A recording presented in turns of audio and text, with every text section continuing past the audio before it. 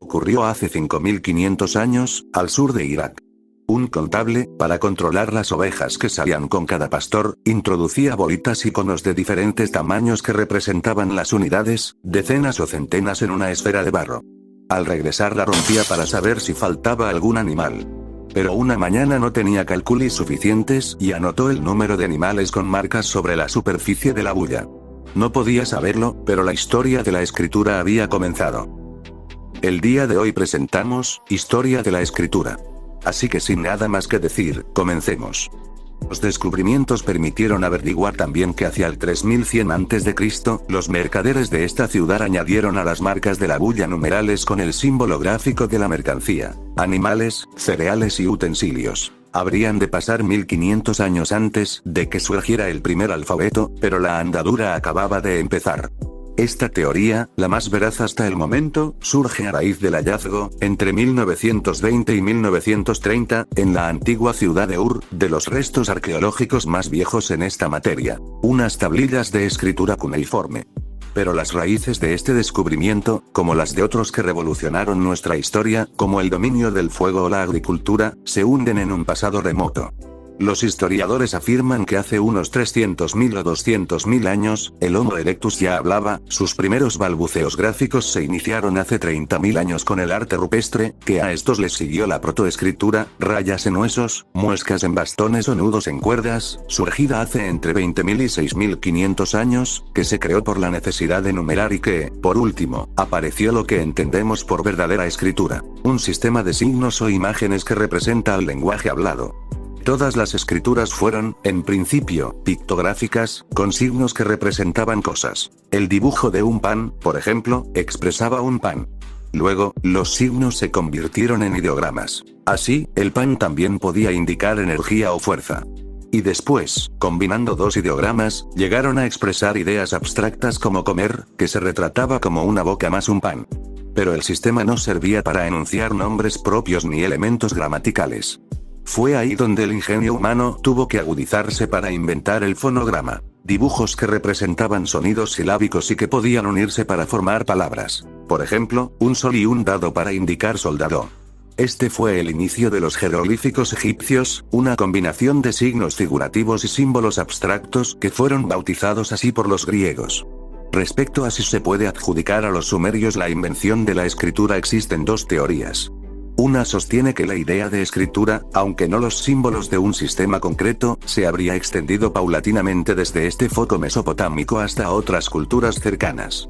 La otra hipótesis defiende que tuvo más de un origen, ya que al otro lado del Atlántico se han hallado también caligrafías como la zapoteca, la del Istmo, ambas en México, en Oaxaca y Tuxtla, respectivamente, o la rongorongo de la isla de Pascua. Hasta la llegada del alfabeto, el uso de la escritura se limitaba a poblaciones de las cuencas del Nilo, Indo, Tigris y Éufrates.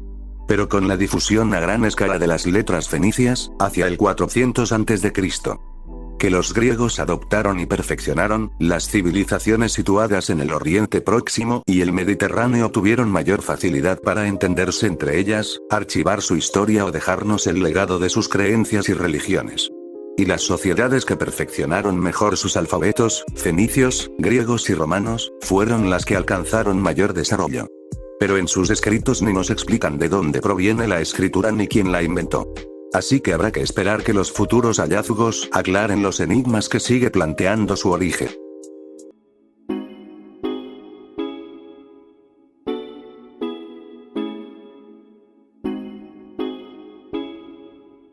La escritura es un sistema de representación gráfica de un idioma, por medio de signos trazados o grabados sobre un soporte. En tal sentido, la escritura es un modo gráfico específicamente humano de conservar y transmitir información. Ahora bien, ¿qué más es útil para conservar y transmitir información? Sí, un libro. Así que, en este punto hablaré sobre los libros, cuál fue el primer registro histórico de un libro y cuáles fueron los libros más importantes en la historia de la humanidad. La literatura tiene un sentido por tanto mágico, no en vano cuando se inventa por primera vez el relato complejo es aproximadamente hace unos 5.000 años, en Mesopotamia, cuando con la epopeya de Gilgamesh se intenta dar respuesta a un enigma que aún sigue vigente y es, ¿qué le espera al ser humano después de la muerte? Y sobre todo el siguiente. ¿Por qué está el ser humano condenado a morir si los dioses son entidades inmortales? No se ha encontrado la solución a las citadas preguntas, pero el cronista que lo escribió, inventó una historia en la que el rey Gilgamesh efectuó un viaje al más allá para preguntarle directamente a esos creadores, esos dioses instructores, la razón de por qué tenía que morir el ser humano. Y aquellos supuestos dioses resultan tan malvados que en aquellos versos de la epopeya desvían a Gilgamesh hacia un rincón del Edén en el que se encuentra un hombre que supuestamente es el único ser humano que ha sobrevivido consiguiendo el don de la inmortalidad. A continuación, los libros más importantes en la historia de la humanidad. Diálogos, de Platón, siglo IV a.C., uno de los cimientos de la cultura occidental. Toda la filosofía posterior en Europa surge de esta obra del discípulo de Sócrates, aunque llamar libro a los diálogos no es exacto. Son 36 textos publicados habitualmente en 9 volúmenes. Tuvo una influencia decisiva en Aristóteles, San Agustín y también en la psicología, la ética, la estética, la política o la ciencia. La Biblia, desde el 750 a.C. hasta el 110 después de Cristo. Entre los libros religiosos, este es el que más ha cambiado la faz del planeta. Base de 2 de las grandes iglesias monoteístas, como lo son el judaísmo y el cristianismo, y acabó con el paganismo del Imperio Romano. Fue el primer libro impreso, el más traducido y el más vendido con más de 6.000 millones de copias. Carta Magna, de Juan I de Inglaterra, 1215. Resulta asombroso que la piedra fundacional de la democracia moderna y el constitucionalismo sea un documento de la Inglaterra medieval que los nobles obligaron a firmar al rey, Juan sin tierra, para limitar su poder. Es en este libro donde surge el habeas corpus, para evitar arrestos arbitrarios, la separación de iglesia y Estado, etc. El Príncipe, de Nicolás Maquiavelo, 1532. El tratado de teoría política por excelencia del Renacimiento, su influencia iría mucho más allá de su época y hoy sigue siendo reconocido como una obra fundamental sobre la naturaleza del poder, la oposición entre autoritarismo y liberalismo, etc. Obras completas, de William Shakespeare, desde 1594 hasta 1634. Es considerado el escritor más importante de la lengua inglesa y uno de los más influyentes de la literatura universal. Sus obras dramáticas como Macbeth, Hamlet, Otelo, Julio César y Romeo y Julieta han sido escenificadas, estudiadas, adaptadas y redescubiertas en multitud de ocasiones. Principios matemáticos de filosofía natural, de Isaac Newton, 1687. Conocido como Principia, es considerado por muchos la obra científica más importante de la historia. Contiene las 3 famosas leyes del movimiento base de la mecánica clásica, la ley de la gravitación universal y una derivación de las leyes de Kepler sobre el movimiento de los planetas. Su influencia llegó a finales del siglo XVIII. La riqueza de las naciones, de Adam Smith, 1776. Este libro fundó la economía moderna y puso las bases del capitalismo y también del pensamiento liberal. De él emanan conceptos como la división del trabajo, el libre mercado, la acumulación de capital, situada en el contexto del nacimiento de la revolución industrial. La obra de Smith marcó la teoría económica de los siglos XIX, XX y hasta XXI. Una crítica de la razón pura, de Immanuel Kant, 1781.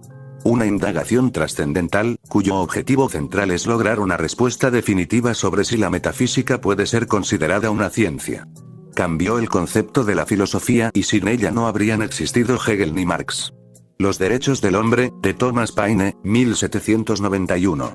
Precisamente muy influido por la Carta Magna, el intelectual Paine publicó este ensayo capital en el desarrollo de los derechos humanos y los conceptos de libertad e igualdad, y en la abolición de la esclavitud.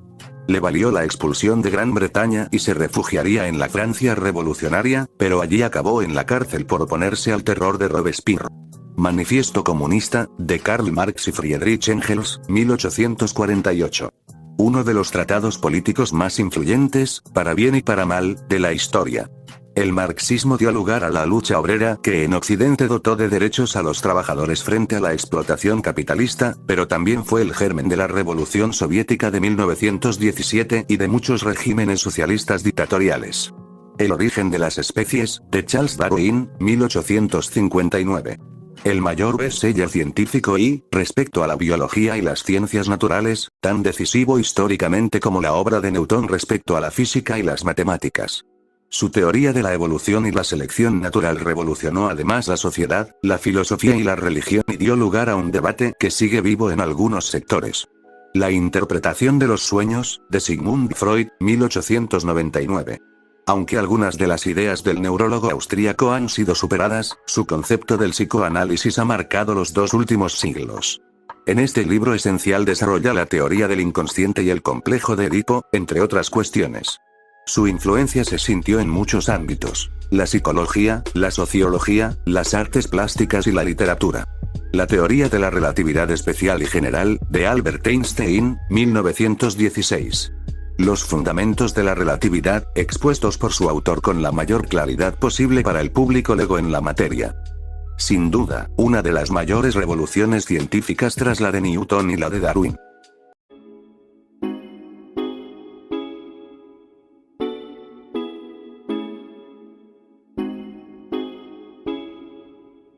Sin duda, escribir es uno de los medios de comunicación más útiles, pues a través del lenguaje escrito emitimos mensajes, registramos ideas y le permite a un autor dejar plasmado un contenido para su oportuna lectura.